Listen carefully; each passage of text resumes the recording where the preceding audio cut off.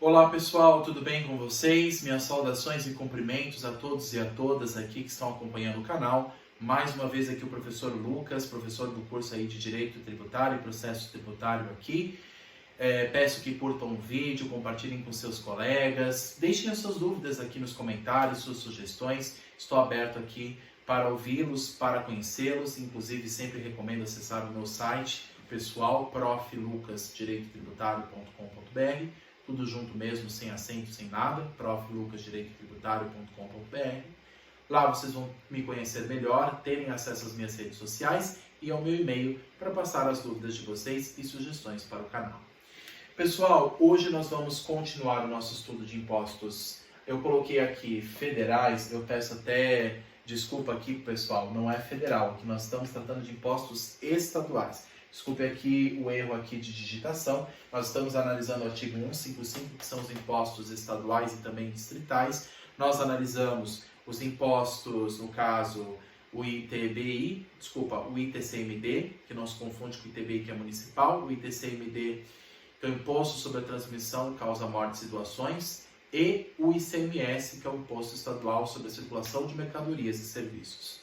E hoje nós vamos falar do imposto estadual, não é federal, tá? Desconsiderem isso aqui que foi um erro de digitação. Imposto estadual, que é o IPVA, que é o Imposto sobre a Propriedade de Veículos Automotores, famoso, né? Para quem tem o seu próprio carro, né? Seu próprio veículo, todo mundo paga todo ano o famoso IPVA, que é o Imposto Estadual e Distrital.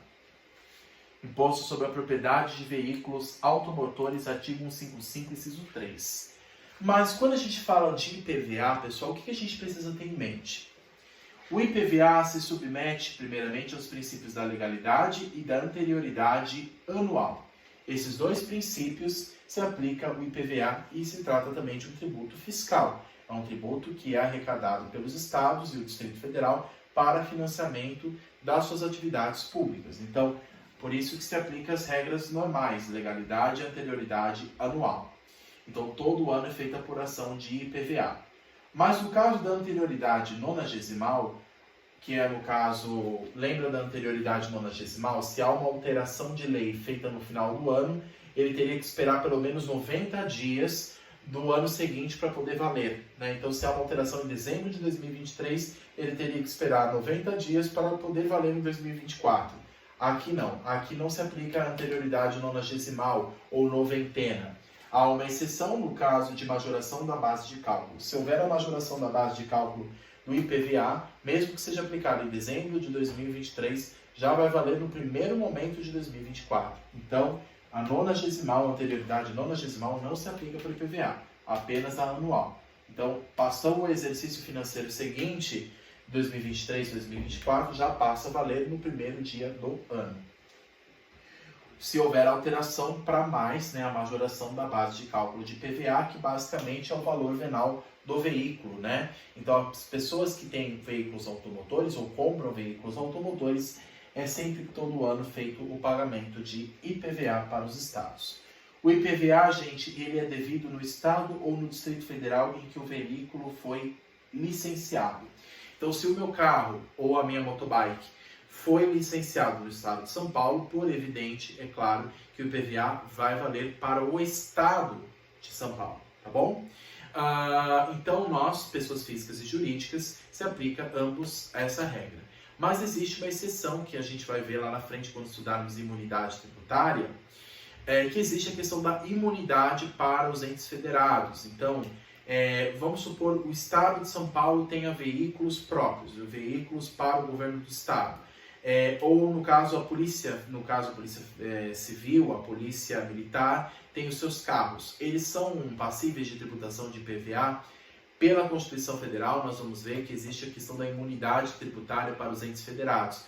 Esses são isentos, no caso imunes, de pagar o IPVA, mas todos os outros são obrigados a pagar, pessoas físicas e jurídicas. Mas depois lá na frente a gente vai ver exemplos de imunidades tributárias, tá? Mas a regra geral se aplica ao local onde foi licenciado o veículo. Se for no estado de São Paulo, paga o IPVA para o estado de São Paulo.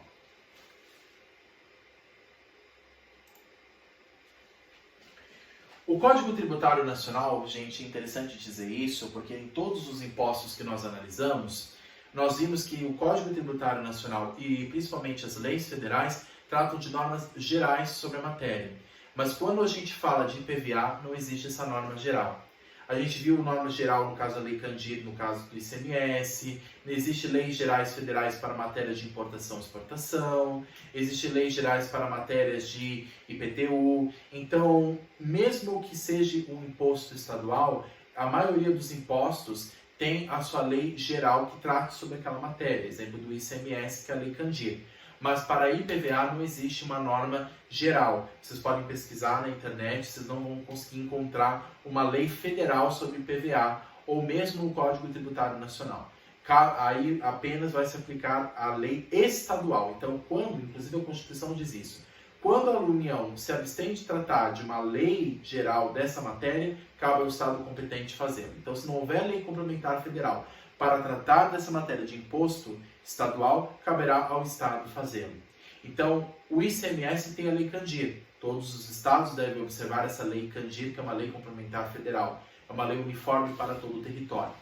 Agora, quando a gente fala de IPVA, mesmo também sendo um imposto estadual e também distrital, não existe uma lei única para IPVA em todo o território. Aí caberá a cada estado tratar de aspectos gerais do IPVA. Tudo bem? Então, o CTN não trata sobre IPVA, não havendo regras gerais sobre o imposto, mas com base no mesmo artigo, inclusive com base no artigo, 24, parágrafo 3º da Constituição Federal, caberá aos estados e ao Distrito Federal exercer essa função, criando uma lei para disciplinar a matéria. É claro que todos os impostos estaduais têm leis estaduais e distritais tratando de cada um deles, mas a lei geral geralmente estabelecida pela União. Como em matéria de IPVA não existe uma lei geral, uma lei complementar que trate dessa matéria, com base no artigo 24, parágrafo 3º da Constituição, caberá por delegação aos estados e ao Distrito Federal fazer essas leis que vão tratar dos aspectos gerais e específicos do IPVA. O IPVA não incide sobre embarcações e aeronaves, por enquanto, segundo a decisão do Supremo Tribunal Federal, que é o recurso extraordinário 379572/4 de 2007, no Rio de Janeiro. Essa decisão do Supremo Tribunal Federal deixou claro, pessoal, que para embarcações e aeronaves não se aplica o IPVA. Mas existe um projeto, que é a reforma tributária, que está tramitando no Congresso, em que se pretende cobrar IPVA para embarcações e aeronaves.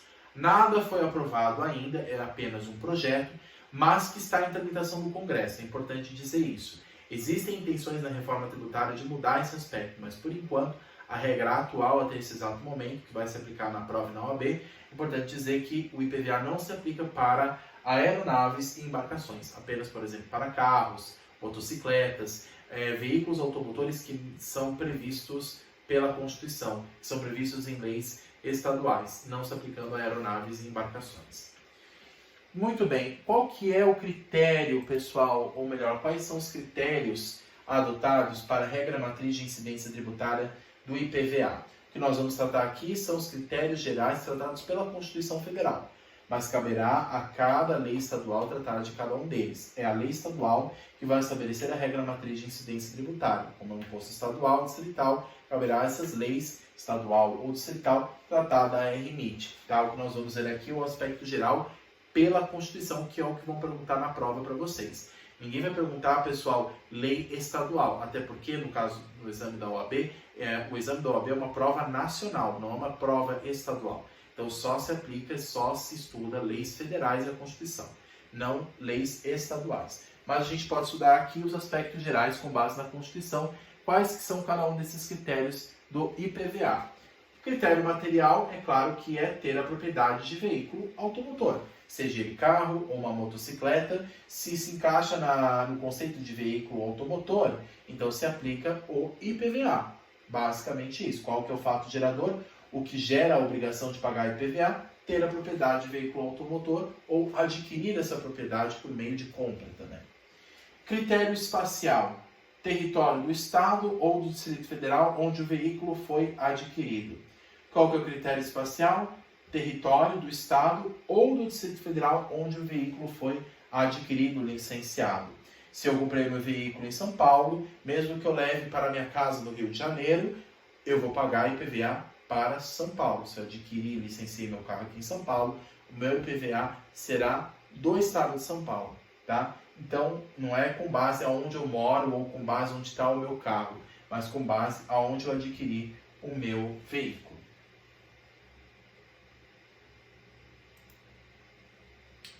Qual que é o critério, pessoal, dos demais, né? O critério temporal é feita uma apuração anual, dia 1º de janeiro, então se aplica o princípio da anterioridade anual, como eu falei para vocês, não a nonagesimal, mas sim a anual, então todo dia 1º de janeiro se considera o dia em que se tem a propriedade do veículo. Então todo ano é feita a apuração, a arrecadação, o pagamento de IPVA.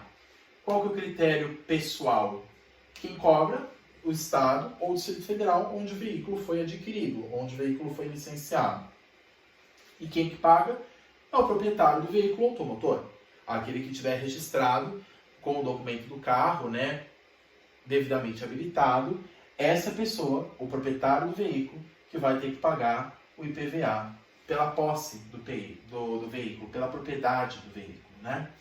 Não simplesmente pela mera posse, mas pela propriedade do veículo em si. Porque se for, por exemplo, uma empresa de logística, uma empresa que tem vários caminhões, quem paga não é o funcionário que leva o caminhão de lá para cá trazendo mercadoria, mas quem paga é a empresa. O IPVA, quem paga o IPVA dos caminhões é a empresa, o proprietário, não meramente quem tem a posse do objeto. Critério quantitativo. Qual que é a base de cálculo e qual que é a alíquota? A base de cálculo é o valor venal do carro, né? Ou o preço tabelado. Se não tiver o valor venal, pode ser também o preço tabelado no mercado daquele veículo. E claro que depende do veículo específico. Se é um veículo estrangeiro, se não é, qual que é o modelo desse veículo, exemplo dos carros, como é que é cada um deles, se é elétrico, se não é. Então, depender desse tipo de veículo é que se terá a base de cálculo. E a alíquota que vai incidir nessa base de cálculo, qual será? As alíquotas mínimas serão fixadas pelo Senado Federal, que lembrando que é a Casa dos Estados, né?